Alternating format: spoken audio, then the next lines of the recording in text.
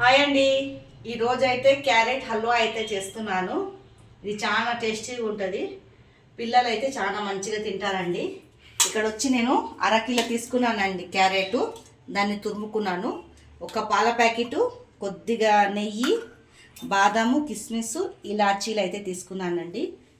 ఇది చాలా టేస్టీగా అవుతుంది. ఇది ఎలా చేస్తానో చూపిస్తానండి. ఇది అందరికైతే తెలిసింది, తెలియని వాళ్ళకైతే చూపిస్తానండి. ఇక్కడ వచ్చేసేమో కొద్దిగా నెయ్యి వేసుకోవాలా. తర్వాత ఇవి ఎంపుకోవాలండి దూరగా.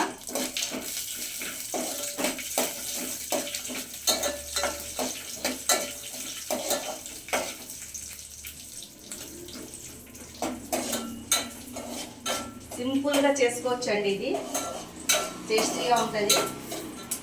మనము తీపి తినే విధానంగా చేసుకోవచ్చు.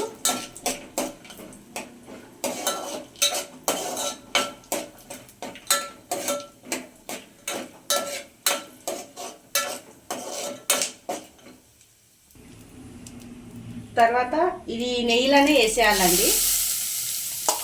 దీంట్లోనే నీళ్ళు వస్తుంది, వేపుకోవాలా.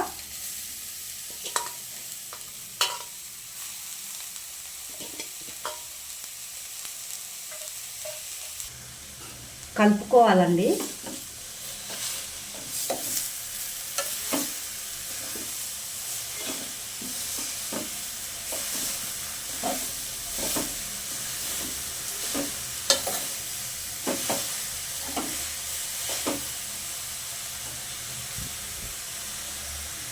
తర్వాత పచ్చి పాలే పోసుకోవాలా.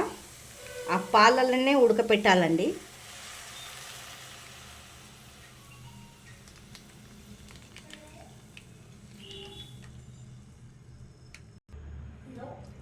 ఈ పాలల్లోనే ఉడకపెట్టుకోవాలండి. దీంట్లోనే నీళ్ళు వెళ్తుంది.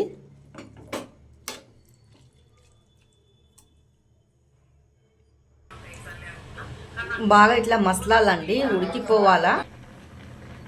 ఇట్లా బాగా ఉడకనియాలండి, పొంగుతుంది. దీనికి మూత పెట్టొద్దు, పాలు కదా పొంగిపోతాయి. చిన్న మంట మీదనే ఉడకనియాలా. నేనైతే ఈ గిలాసతోటి 2 గిలాసాలు తీసుకుంటున్నానండి చక్కెర. దీంట్లో తీపి ఎంత తింటారో అంత వేసుకోవాలా. దీంట్లో నీళ్ళు వస్తుందండి, దగ్గరికి ఉడకనియాలా. నీళ్ళు గిట్లా ఏం పోయొద్దండి.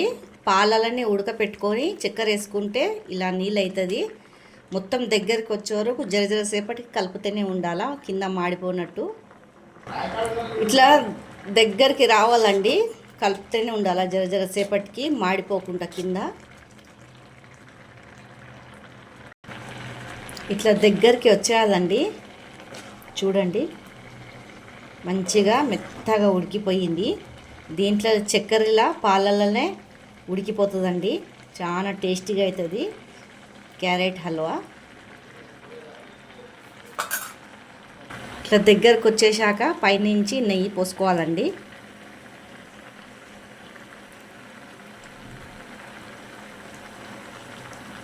ఈ డ్రై ఫ్రూట్ వేయించి పెట్టుకున్నాం కదండి, అది వేసుకోవాలా.